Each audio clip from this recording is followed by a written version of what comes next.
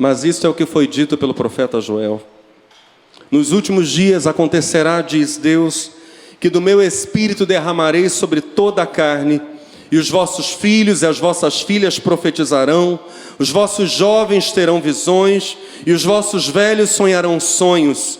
E também do meu espírito derramarei sobre os meus servos e minhas servas naqueles dias, e profetizarão.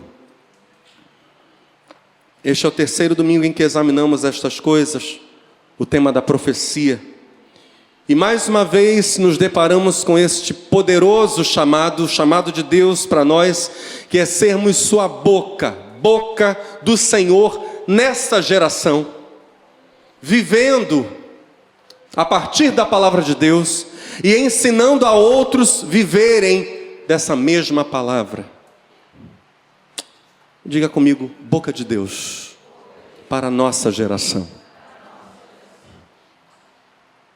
Quando nós abordamos nos últimos 2 domingos o tema da profecia, meditamos na palavra de bênção, entendendo que tanto a palavra de bênção quanto a autoridade para abençoar, ambas as coisas, a palavra e a autoridade para liberar essa palavra, ambas as coisas vêm de Deus, manifestam a vontade expressa de Deus, ou seja, são coisas iminentemente proféticas. Com isso nós estamos diferenciando, preste muita atenção, pedido de bênção e impetração de bênção. Uma coisa é orar, que Deus te abençoe meu filho, isso é uma oração, isso é uma intercessão paterna ou materna. Que Deus te abençoe, que Deus te proteja, que Deus te acompanhe, que Deus te fortaleça. Isso é uma oração. Estamos juntos? Um pai ou a mãe, quando diz isso, um pastor ou pastora, quando diz isso, um líder espiritual, quando lança essa palavra sobre alguém, na verdade não está lançando propriamente uma bênção, mas está orando. Outra coisa é dizer, seja abençoado, prospere no nome de Jesus. Gere, que Deus, ou melhor, que o teu ventre gere a bênção, por exemplo, de uma sogra sobre sua nora. Minha esposa estava com ovários micropolicísticos, isso, amor? Vem aqui contar, por favor, essa experiência com sua sogra. Ela vai fazer as devidas correções no relato. Quando estava no final da gestação do Nicolas, para quem não sabe, é o nosso terceiro filho, o médico, numa das últimas consultas, disse que eu estava com uma ferida relativamente grande no colo do útero e que depois que o Nicolas nascesse, eu precisaria voltar lá para fazer a cauterização da ferida. E, se necessário fosse, fazer algum tipo de biópsia. E aí, à noite, meus sogros ligaram para a gente estava no campo missionário, e eu contei para eles, né, e que eu teria que voltar lá.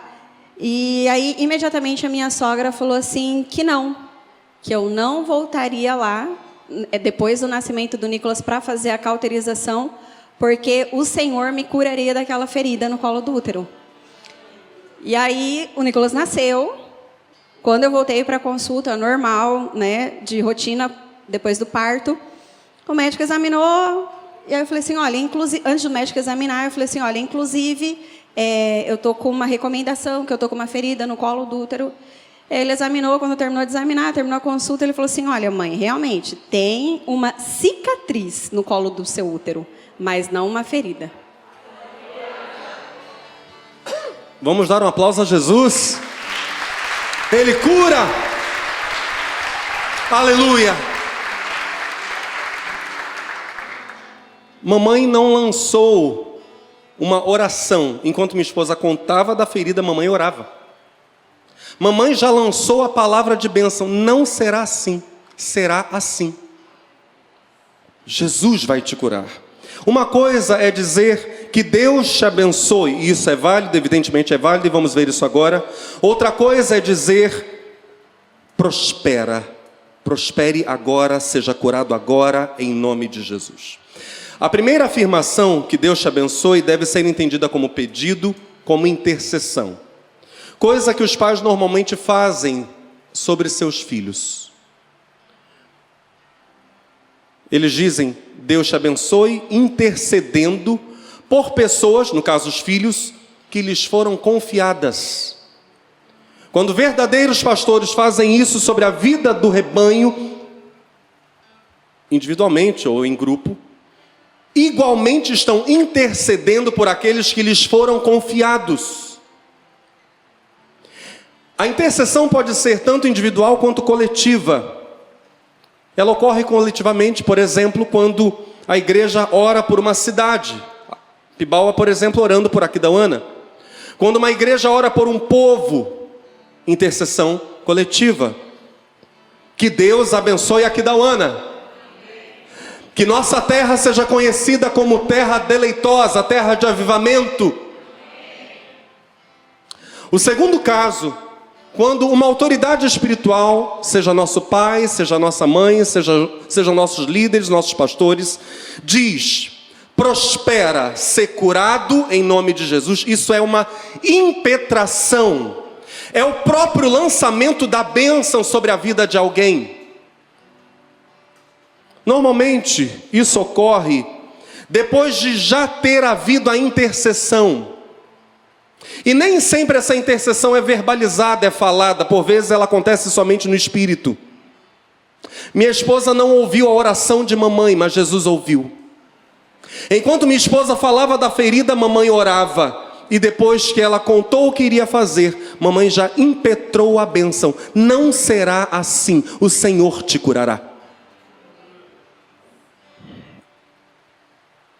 A impetração, o lançamento propriamente da bênção, não pode de modo nenhum ser produzido ou produzida pela mente humana.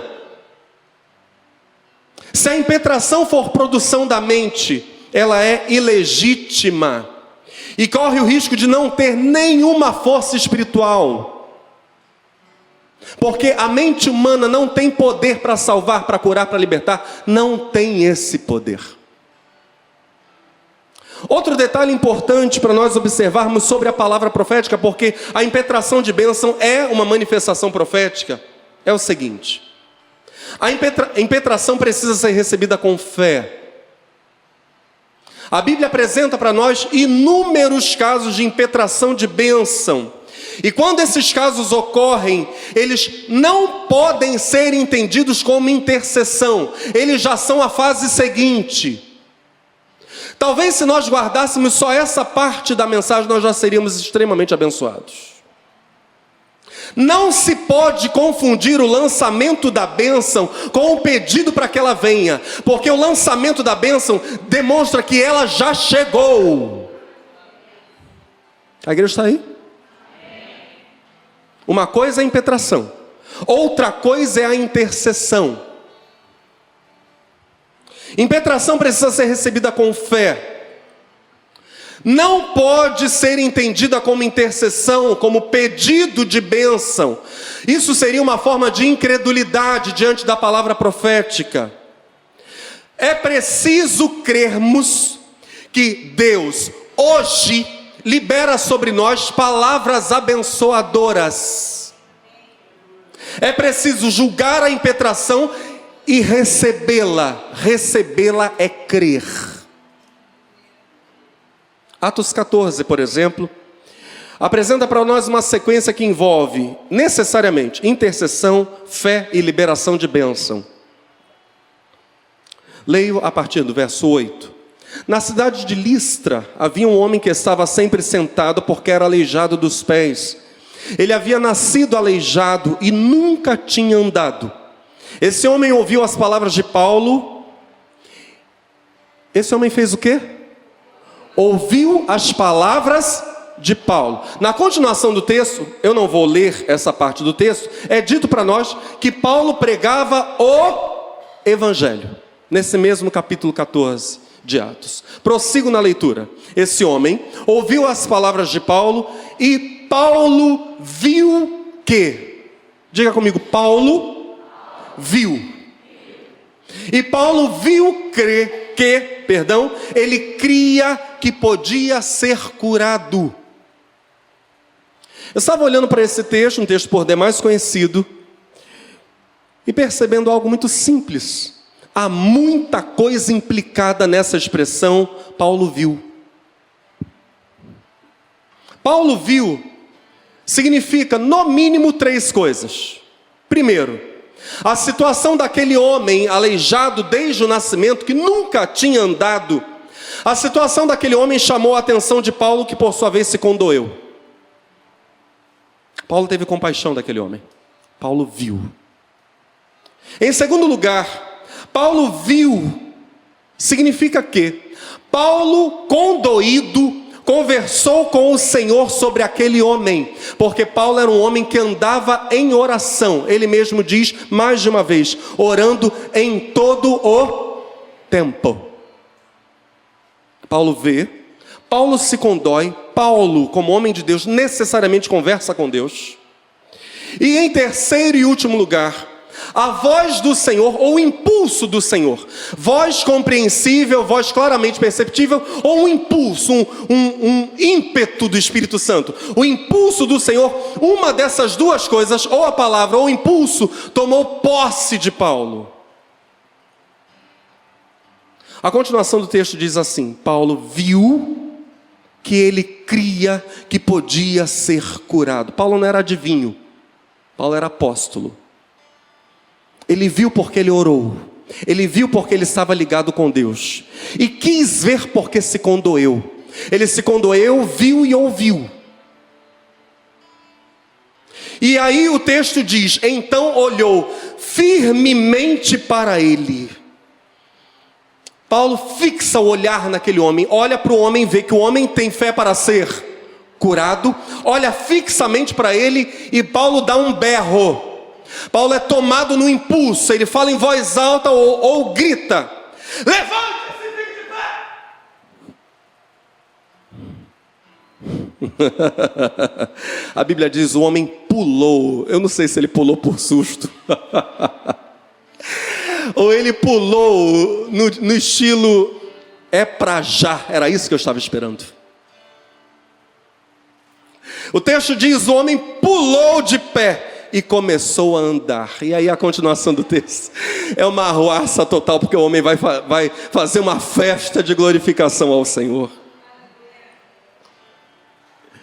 Esses mesmos 3 elementos, um homem que se condói, um homem que conversa com Deus, um homem que é movido ou pela palavra ou pelo impulso de Deus, aparecem em Atos capítulo 3. Esses mesmos 3 elementos. No encontro de Pedro e João com o coxo de nascença junto à porta do templo de Jerusalém, porta essa que era chamada Porta Formosa. Quando o coxo viu Pedro e João entrando, pediu esmola. Eles olharam firmemente para ele. De novo, a mesma coisa. Na verdade, aqui primeiro e Atos 14 depois. A gente está em Atos 3. Eles olham firmemente para o homem. E Pedro disse: olhe para nós. De novo, eu olho para esse texto e eu peço que você repita comigo o que o texto diz. Diga: eles olharam firmemente para ele. De novo eu olho para o texto e vejo muita coisa implicada na expressão eles olharam. Nós não estamos falando de homens de Deus com olhar natural, não se trata disso. Pedro, João e Paulo juntos, apóstolos, operariam o mesmo milagre pelo poder de Deus, a cura de coxos de nascença. O olhar desses homens de Deus tem muito a nos dizer. A situação daquele homem chama a atenção de Pedro e João, que por sua vez se condoem. Pedro e João conversam com o Senhor sobre aquele homem. É o momento da intercessão enquanto os olhares estão se intercruzando. Pedro, João e o coxo. A voz do Senhor, ou o impulso do Senhor, se apodera de Pedro, como mais tarde vai se apoderar de Paulo. E Pedro vai dizer: Não tenho prata nem ouro, mas o que eu tenho, isso te dou. Já foi liberada a palavra de cura. Olha só, eu tenho a tua cura. É o que Pedro está dizendo. A tua cura está comigo aqui agora. Em nome de Jesus o Nazareno, levanta e anda. Isso é impetração de bênção. Pedro já não está mais orando. A oração aconteceu quando estava orando, olhando para o homem. Agora a palavra já está liberada. O homem olhou para eles, esperando receber alguma coisa. Então Pedro disse: não tenho nenhum dinheiro, mas o que tenho eu lhe dou. Pelo poder do nome de Jesus Cristo de Nazaré, levante-se e ande. Em seguida Pedro pegou a mão direita do homem e o ajudou a se levantar. No mesmo instante, os pés e os tornozelos dele ficaram firmes. Mas nós precisamos fazer a pergunta: e se aqueles coxos, o coxo e o aleijado, achassem que as palavras de ordem, as impetrações de Pedro e depois de Paulo eram, aspas, meros, fecha aspas, meros pedidos de oração,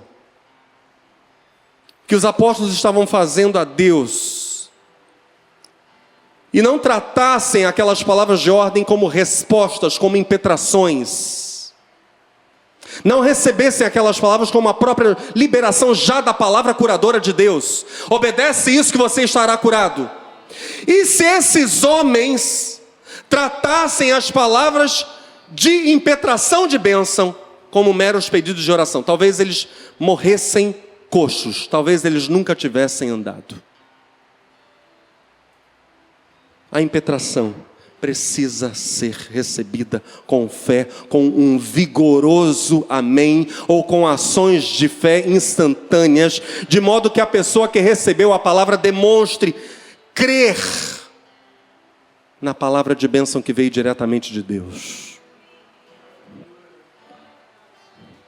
A palavra precisa ser recebida com fé, viu? Fé.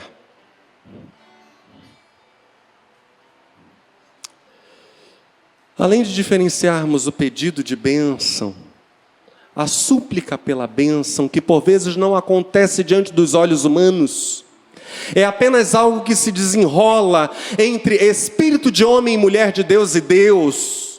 Além de diferenciarmos o pedido de bênção da impetração ou lançamento da bênção, nós também vimos, recapitulando ao longo das duas mensagens últimas, esta e a anterior, algo que desde o início estamos falando, verdades poderosas como estas aqui. Abençoar, efetivamente abençoar, é falar a palavra de bênção. E só Deus pode dar, pode liberar a palavra de bênção. Ou seja, segunda verdade, abençoar é, se for abençoar de fato, abençoar é profetizar. Porque só pode abençoar de fato alguém que está comunicando a própria palavra de Deus. E profetizar é justamente falar em nome de outro, no caso de Deus. Quem efetivamente abençoa está profetizando. Estamos juntos no pensamento? Porque não está liberando uma palavra sua, mas uma palavra que é a própria palavra de Deus. Como o profeta nada fala por si mesmo, terceira verdade. Como o profeta habitualmente não fala por si, ele é especialmente dotado da habilidade ou da autoridade de abençoar.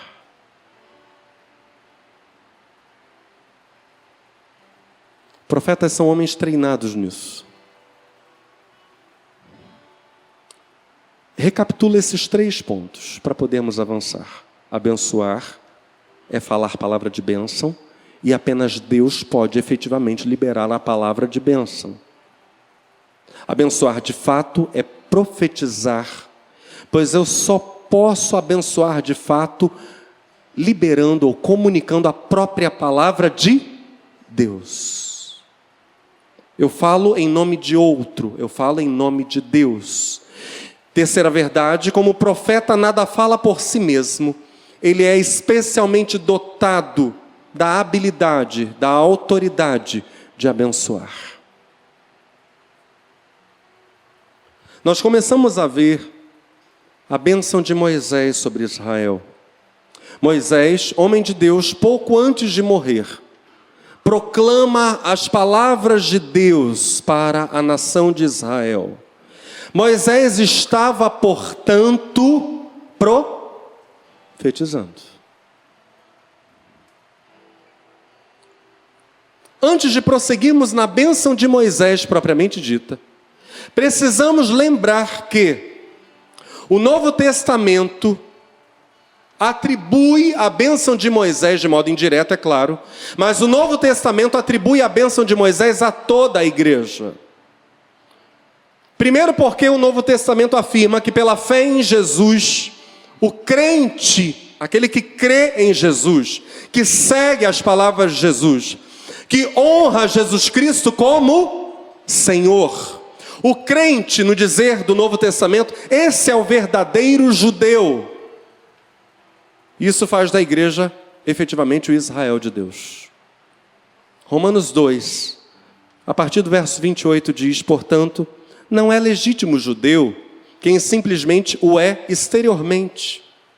Nem é verdadeira circuncisão a que é feita apenas fora do coração, no corpo físico. Absolutamente não. Judeu é quem o é interiormente. E circuncisão, o corte do que sobraria no homem, o sinal do pacto de Deus com Abraão, e circuncisão, Abraão, pai de Israel, é realizada, diz Paulo, na alma do crente, pelo Espírito, e não apenas pela letra da lei. Para todos estes que creem em Cristo, para todos estes que não sendo judeus segundo a carne, são judeus segundo o Espírito, diz Paulo, para todos estes o louvor não provém dos homens, mas de Deus. Sabe por que louvor? Porque a palavra judeu significa aquele que merece ser louvado. A palavra Judá, o nome da tribo, é louvor. Paulo então faz um jogo de palavras aqui. Merece louvor, merece ser elogiado, não aquele que nasceu em Israel, ou que é descendente dos judeus segundo a carne, mas aquele que foi circuncidado no coração. Aquele de quem essa sobra chamada pecado perdeu a sua força, perdeu o seu poder, porque essa pessoa creu em Jesus. Esse é o verdadeiro judeu, diz Paulo. Esse é o verdadeiro ser humano que merece ser elogiado, merece ser louvado. É o judeu. Diga comigo, judeu.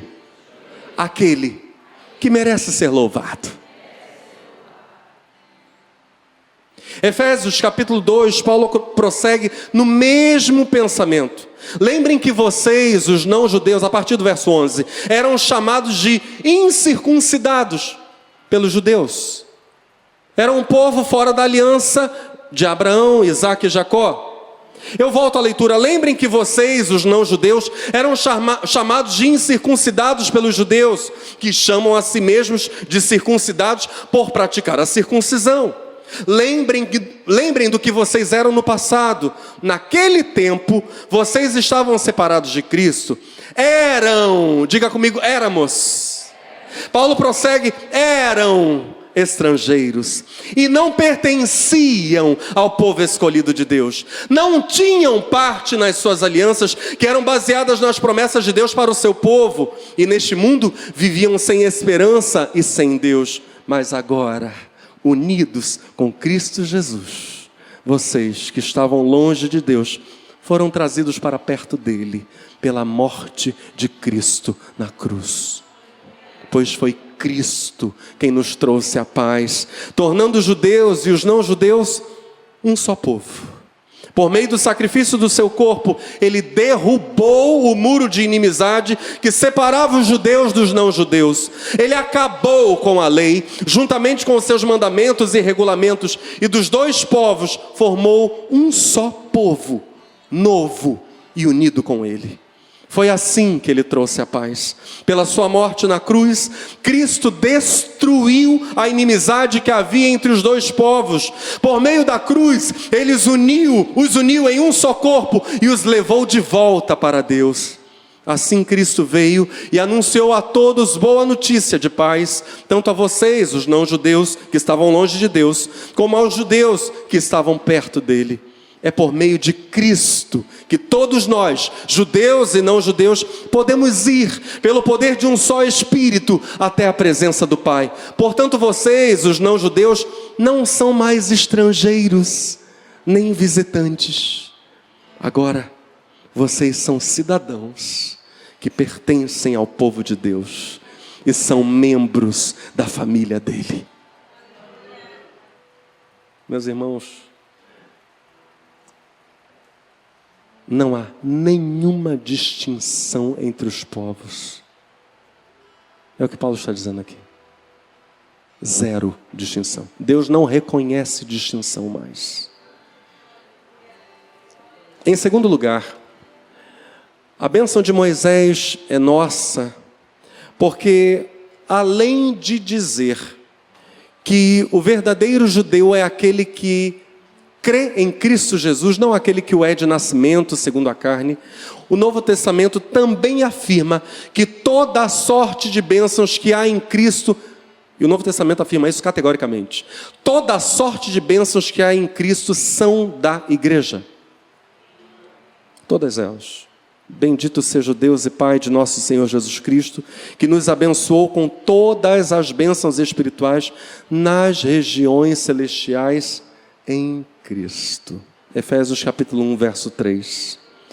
E aqui novamente precisamos enfatizar que, vamos falar isso juntos? Todas as bênçãos vêm até nós através de Jesus Cristo.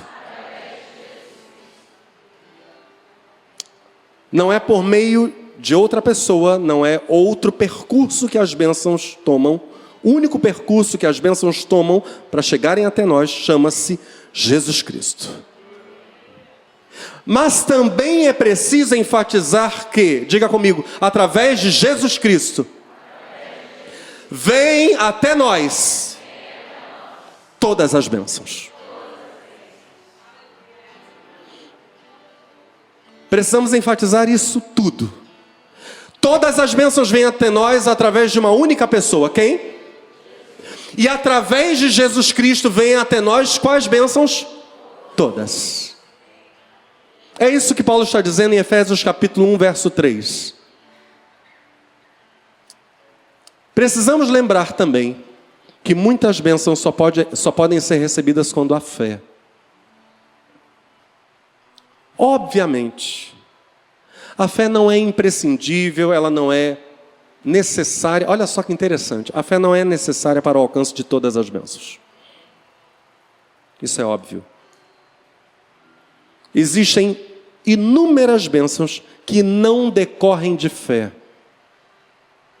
Elas são puramente dádivas da graça, da generosidade de Deus, a parte da nossa falta de fé ou fé nenhuma.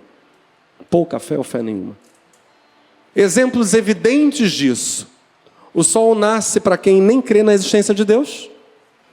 Claro que sim. O pão diário Deus dá a quem? A todos. Bênçãos que necessariamente vêm de Deus e que não dependem de fé. Entretanto, nós não podemos esquecer que o Israel contemporâneo de Moisés não entrou na terra prometida, Canaã, por causa da incredulidade. Há bênçãos que só chegam até nós por meio da fé. E há um sem número de bênçãos que não dependem de fé para chegarem até nós. Muitas dessas bênçãos,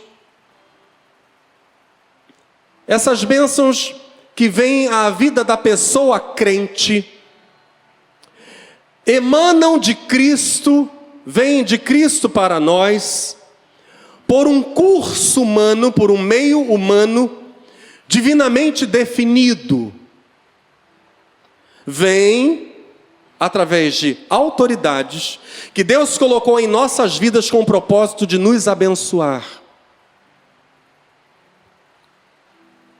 Mas aí a gente precisa fazer novas perguntas. A palavra de bênção pode ser emitida pela vontade humana? A efetiva palavra de bênção pode? Não, não pode. A palavra de bênção não pode ser emitida por nenhum ser humano, por melhor intencionado que ele seja, ou por mais profunda comunhão com Deus que ele tenha. Só Deus, efetivamente, usando alguém, pode lançar a palavra de bênção, e detalhe, usando quem quer que seja. Então nós fazemos pelo menos duas perguntas agora. Primeira pergunta: por que Deus não usa qualquer pessoa para abençoar? Se efetivamente é Ele quem abençoa, por que Ele não entrega a palavra de bênção para qualquer um? Todos para todos.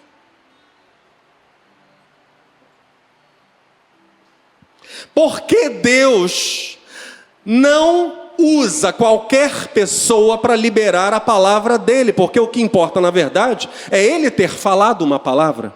E se ele falou uma palavra e alguém comunicou essa palavra, a bênção chegou. Não importando quem Deus use.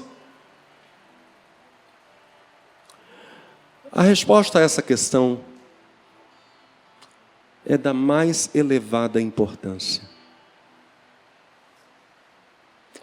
Porque Deus prefere honrar um princípio.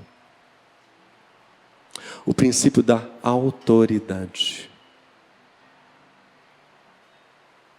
E precisamos falar sobre isso agora.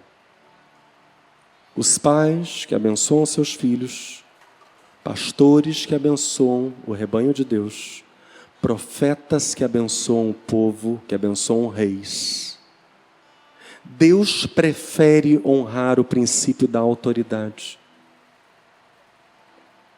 Que é isso? Quando a gente fala, à luz da Escritura, em autoridade, necessariamente a gente está falando sobre responsabilidade. Você não tem, em canto nenhum da Escritura, autoridade sem responsabilidade. A bênção segue, seria a mesma coisa nós dizermos que a bênção segue o princípio, a impetração da bênção segue o princípio da responsabilidade. Não há autoridade legítima para abençoar sem alguma responsabilidade sobre aqueles que são abençoados. Eu vou repetir isso. Não há autoridade legítima para abençoar sem alguma responsabilidade sobre aqueles que são abençoados. Por parte da pessoa que abençoa, alguma responsabilidade ela necessariamente tem sobre aquelas pessoas para quem ela libera a palavra de bênção. Abençoadores, abençoadoras são pessoas, à luz da Escritura, responsabilizadas por Deus. Por isso a palavra de bênção não segue qualquer percurso. Por isso ela não está solta aí no ar. Ela segue o princípio da autoridade. E o princípio da autoridade é o mesmo que dizer princípio da responsabilidade. Clássico exemplo na Escritura é o caso de Caifás. João capítulo 11. Muitas pessoas que tinham ido visitar Maria viram o que Jesus tinha feito e creram nele. Mas algumas pessoas voltaram e contaram aos fariseus o que ele havia feito. Só um detalhe aqui, o texto anterior é a ressurreição de Lázaro. Então um monte de judeus, um monte de pessoas vai lá em Betânia visitar Maria, ver ao vivo em cores um homem ressurreto, tal do Lázaro, ficam maravilhados com aquilo, creem em Jesus, mas algumas pessoas que tinham ido visitar Maria em Betânia vão lá em Jerusalém, voltam para Jerusalém denunciar Jesus para os fariseus. É o que o verso 46 de João 11 está contando para nós agora. Mas algumas pessoas voltaram e contaram aos fariseus o que ele havia feito. Então os fariseus e os chefes dos sacerdotes se reuniram com o conselho superior, o sinédrio, o maior tribunal ou a última instância judiciária em Israel. Então os fariseus e os chefes dos sacerdotes se reuniram com o conselho superior e disseram: o que é que nós vamos fazer? Esse homem está fazendo muitos milagres. Se deixarmos que ele continue fazendo essas coisas, todos vão crer nele. Aí as autoridades romanas agirão contra nós e destruirão o templo e o nosso país. Precisamos parar esse homem. Senão, nós corremos o risco de perdermos nosso poder, nossa autoridade, se esfacelar toda a nossa cultura em torno da lei de Moisés. Precisamos parar esse Jesus. Então Caifás, que naquele ano era o sumo sacerdote, disse: vocês não sabem nada. Será que não entendem que para vocês é melhor que morra apenas um homem pelo povo do que deixar que o país todo seja destruído? Caifás está dizendo: olha, é simples, nós vamos matá-lo. Precisamos matá-lo. O pensamento dele é maquiavélico, é terrível, mas o verso 51 de João 11 nos choca. Diz assim: naquele momento, Caifás não estava falando por si mesmo, mas como ele era o sumo sacerdote naquele ano, estava profetizando que Jesus ia morrer pela nação. E não somente pela nação, mas também para reunir em um só corpo todos os filhos de Deus que estão espalhados por toda parte. Que coisa! Caifás está incitando o assassinato de Jesus. Mas sem saber, ele acaba profetizando. E o texto diz, ele profetiza porque ele é o sumo. Ele profetiza porque ele é responsável por representar Israel diante de Deus, por interceder pela nação, por abençoar a nação. Era isso que estava dito lá na lei de Moisés, que era a responsabilidade do príncipe de Israel. Ele era responsável. E porque ele era responsável, ele profetiza e abençoa, falando da morte do Messias. Há diferentes autoridades para abençoar e profetizar, de acordo, olha só, com as diferentes esferas de responsabilidade confiadas por Deus a essas mesmas autoridades. Repetindo, há diferentes autoridades para abençoar e profetizar, de acordo com as diferentes esferas de responsabilidade confiadas por Deus. Um profetiza sobre a própria casa, outro profetiza sobre uma nação.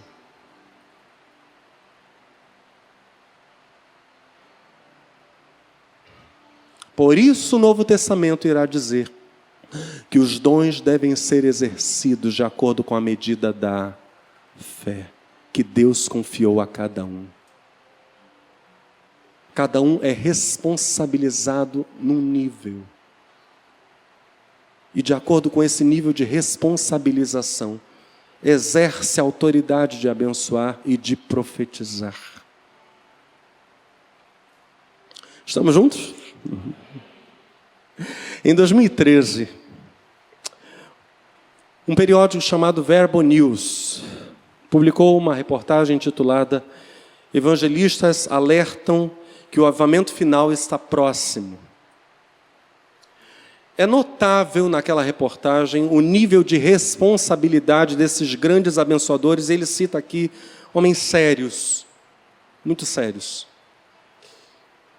Eu vou ler trechos da reportagem para vocês, pequenos trechos, em que a gente vai poder ver o nível de responsabilidade desses homens. O famoso evangelista Billy Graham, na reportagem está dito, ele está perto de completar 95 anos. A reportagem foi em 2013, e Billy Graham faleceu em fevereiro de 2018, aos 99 anos, 5 anos depois da reportagem. Então, eu leio de novo esse iniciozinho. O famoso evangelista Billy Graham está perto de completar 95 anos e diz que está orando para ver os Estados Unidos experimentarem palavras de Billy Graham, um grande despertar espiritual, fecha aspas, antes que ele morra. O evangelista alemão Reinhard Bonk, que ficou famoso pelas suas cruzadas que reuniram milhões na África, anunciou que Deus lhe disse para fazer, fala de Reinhard Bonk, uma poderosa onda de salvação varrer os Estados Unidos. Fecha aspas. O pastor Greg Laurie, presidente do movimento Cruzadas da Colheita, é famoso por ter participado de um avivamento entre os hippies na década de 1960. Desde então, ele se dedica a evangelizar o maior número de pessoas possível. Laurie acredita que está na hora de ver seu país experimentando um avivamento sem precedentes. Nesse momento em que muitos acreditam que o relógio profético de Deus está se aproximando realmente da hora final, vários líderes influentes estão falando sobre o que seria o último avivamento. Entre os que defendem isso estão Billy Graham, Franklin Graham, filho de Billy Graham, Reinhard Bonk, Greg Laurie, Chuck Smith, Benny Libshaw e outros menos conhecidos. Será que essa é a última oportunidade de mudanças antes do fim? É difícil saber. Mas, sem dúvida, vários sinais profetizados por Jesus estão acontecendo. Aos 94 anos de idade, Billy Graham disse acreditar que isso pode acontecer antes que ele morra. Por isso está lançando com seu filho Franklin mais uma cruzada chamada Minha Esperança. Ele é reconhecido como evangelista que pregou para mais pessoas na história, Billy Graham. Suas cruzadas alcançaram um número aproximado de 2 bilhões e 200 milhões de pessoas em todo o mundo. Em uma carta divulgada por seu ministério, ele disse que nunca esperou ver o mundo. O lamento de Billy Graham. Nunca esperou ver o mundo onde indulgência egoísta, uma luta apenas por si, as pessoas batalham exclusivamente por si. Nunca esperou ver o mundo onde indulgência egoísta, orgulho e falta de vergonha sobre o pecado tenham se tornado emblemas do chamado estilo de vida. Esse era o lamento de Graham. Graham compara os Estados Unidos da América à antiga cidade de Nínive, a única superpotência do seu tempo, Nínive. Dizia Billy Graham, quando o profeta Jonas chegou a Nínive e proclamou a advertência de Deus, o povo se arrependeu e escapou de um julgamento terrível. Esta é a única opção que nos resta.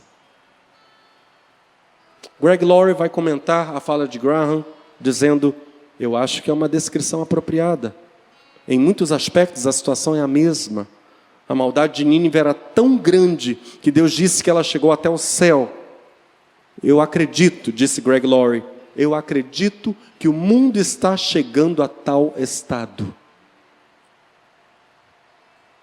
Bonk declarou, há 5.000 pessoas no Gospel Fest, na Flórida, que sentia que a hora do avivamento estava chegando. Reinhard Bonk morreu ano passado. Essa geração está passando, né?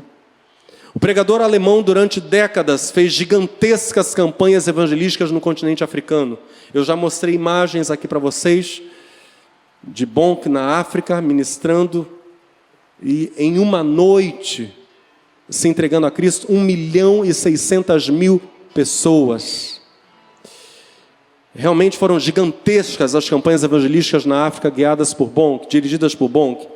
Ele afirmou recentemente que Deus lhe disse no ano passado que era hora de Em 2012, o Senhor falou para Bonk: é a hora de lançar a rede do Evangelho no restante do mundo. Sai da África. E realmente, pouco antes de morrer, Bonk visitou vários países da Europa, inclusive esteve no Brasil. Ele também veio às Américas. Ele explica que, embora se diga que o ateísmo esteja triunfando na Europa, quando pregou recentemente na Alemanha, ficou surpreso, pregou na terra dele. Cito a fala de Bonk e encerro agora a minha narrativa sobre a reportagem de homens responsabilizados. Eu preguei em um estádio e quando fiz o apelo, o poder de Deus foi manifesto tão maravilhosamente que eu vi com os meus próprios olhos pessoas pulando sobre os bancos para virem até a frente. Parecia que elas não podiam esperar para fazer a oração de salvação rápido o suficiente. Eu percebi uma coisa, dizia Bonk: a Alemanha não rejeitou o Evangelho. A nova geração, na verdade, realmente nunca ouviu o Evangelho.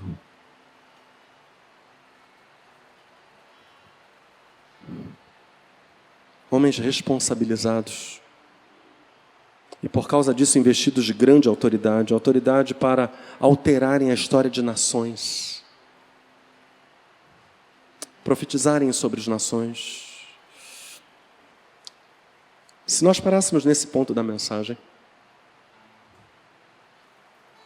a grande pergunta que o Espírito Santo está fazendo para cada um de nós é: meus filhos, minhas filhas, que liberarão minha palavra profética nesta geração, vocês estão dispostos a se responsabilizarem pelas almas que eu quero entregar a vocês?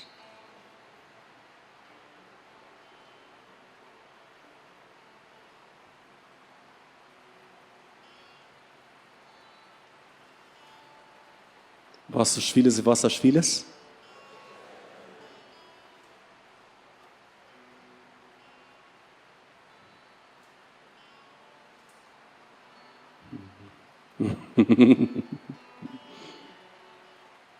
Esses homens abençoaram nações inteiras porque Deus os responsabilizou ou pôde responsabilizá-los por nações inteiras.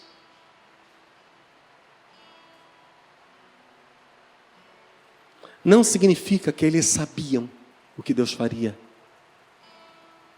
Significa que eles obedeceram àquilo que lhes foi confiado. Eles atenderam ao chamado que receberam. E hoje o Senhor está dando para nós um chamado. Para todos nós. Nós podemos confortavelmente ficarmos assentados. Podemos.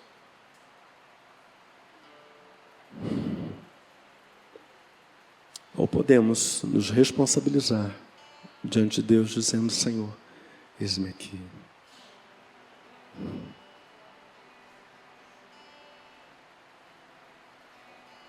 Costuma-se dizer que em Isaías 6 ocorre o chamado de Isaías. Não necessariamente, já disse isso aqui, ocorre a oferta de Isaías. Há uma voz soando no ar: a quem enviarei e quem há de ir por nós? E há alguém que toma essa palavra para si e diz: eis-me aqui, envia-me a mim. A segunda pergunta que nós precisamos fazer: porque Deus não usa qualquer pessoa para abençoar? E nós acabamos de ver que, apesar de a palavra de benção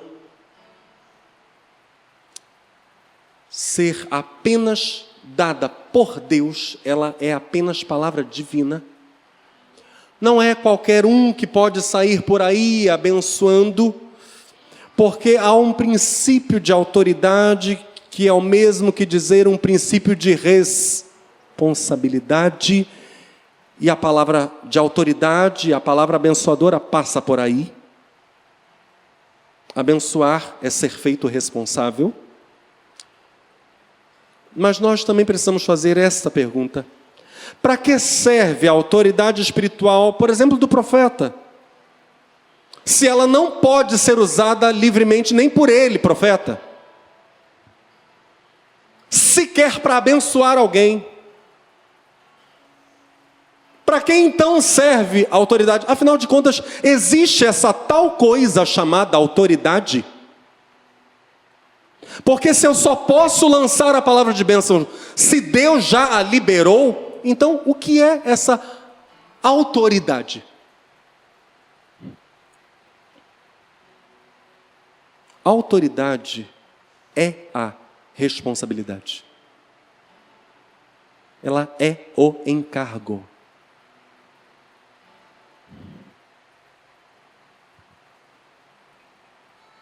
Esse é um dos conceitos que está deteriorado no Ocidente, viu? O conceito de autoridade. Porque nós temos a deterioração severa do conceito de responsabilidade. Autoridade e responsabilidade são duas faces de uma única moeda. Quem é responsável pelo que no Ocidente? Existe responsabilidade no Ocidente? Se não existe responsabilidade, não existe autoridade. A autoridade, diga comigo, a autoridade é um encargo, uma responsabilidade. Ou seja, o profeta, o pai, o pastor, o líder, a autoridade, seja ela qual for, recebe uma missão de Deus. Tem de cumpri-la sempre, prestando contas a Deus. É Deus quem tem a palavra. É Deus quem é o dono da vida, o Senhor do tempo, o Senhor da história. É Deus e mais ninguém.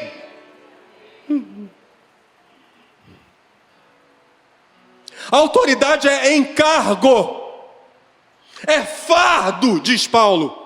Pesa sobre mim o cuidar de todas as igrejas, é fardo. Isso me amassa, isso me aplasta, isso me massacra.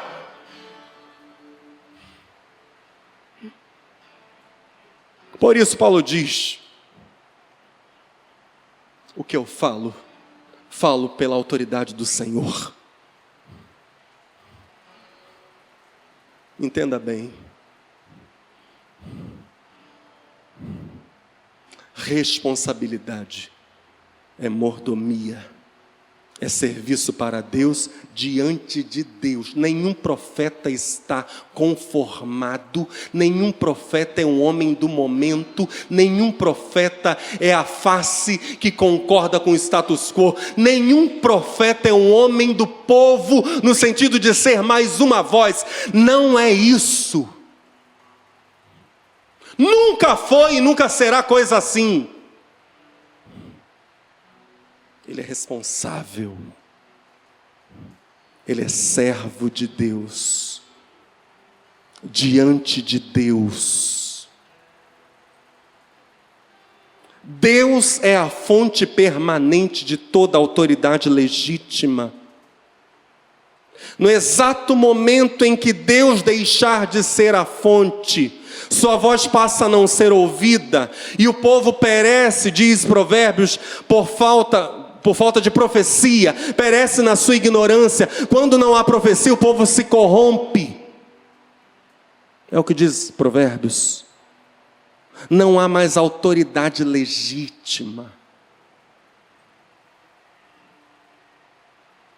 Este é o tempo da última grande colheita, talvez.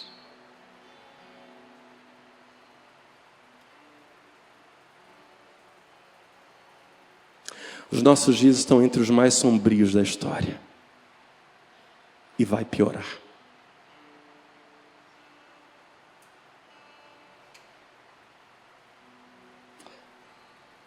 Quem será a voz no deserto? Você? Quem?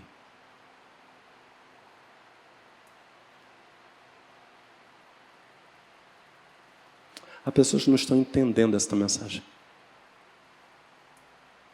Como não entendem nenhuma mensagem. Você está entendendo?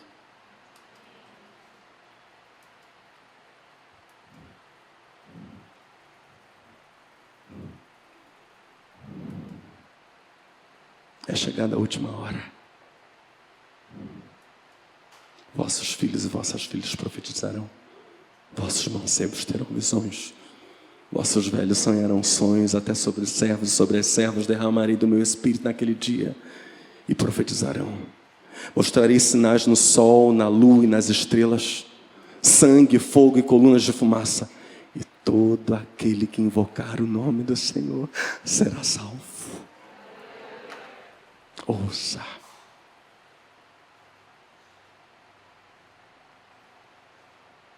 Você pode ouvir.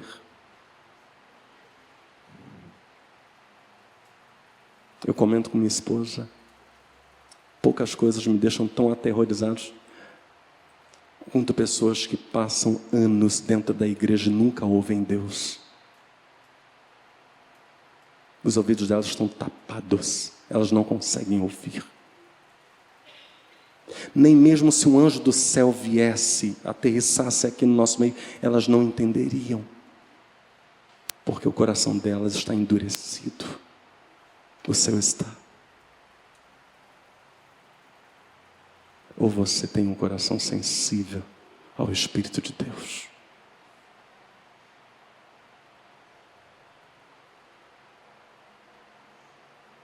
Se eu falo pela carne, digam em que estou falando pela carne. Se eu falo pelo Espírito, por que não ouvem essas palavras?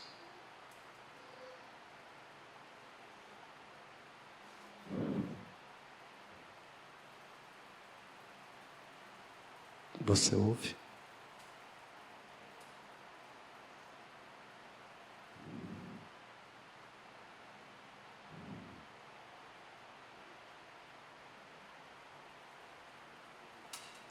Este é o último tempo. Não haverá mais bonança.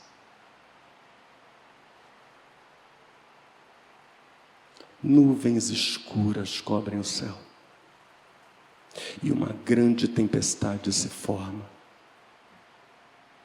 cobrindo todas as nações da terra. Nuvens e escuridão espessa. Trovões fortes e relâmpagos que podem ser vistos sobre nações inteiras, vistos em nações inteiras.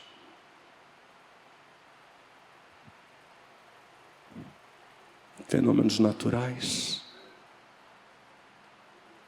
devastarão as ilhas.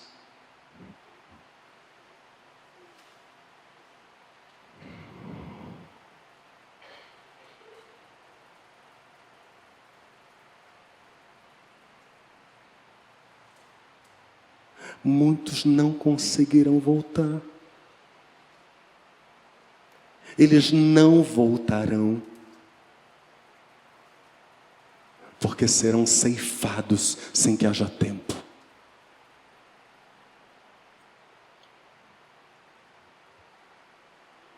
Todo aquele que invocar o nome do Senhor será salvo. Você o invocará. Você se unirá aos irmãos para clamar até que ele venha. Porventura, quando o Filho do Homem voltar, achará fé na terra? Ou ele encontrará você desapercebido? Você estará seduzido pelos prazeres do mundo? Deixando a casa do Senhor por causa de TV, ou internet, ou sexo livre? Onde você estará quando o Cordeiro de Deus aparecer? Onde estará você?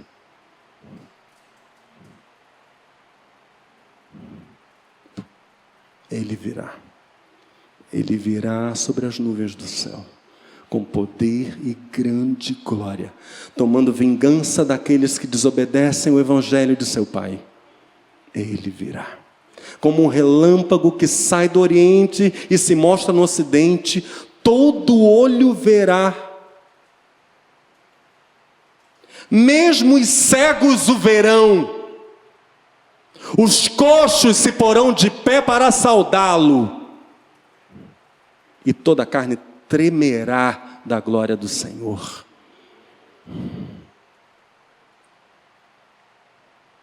Este é o tempo da última grande colheita. É este o tempo.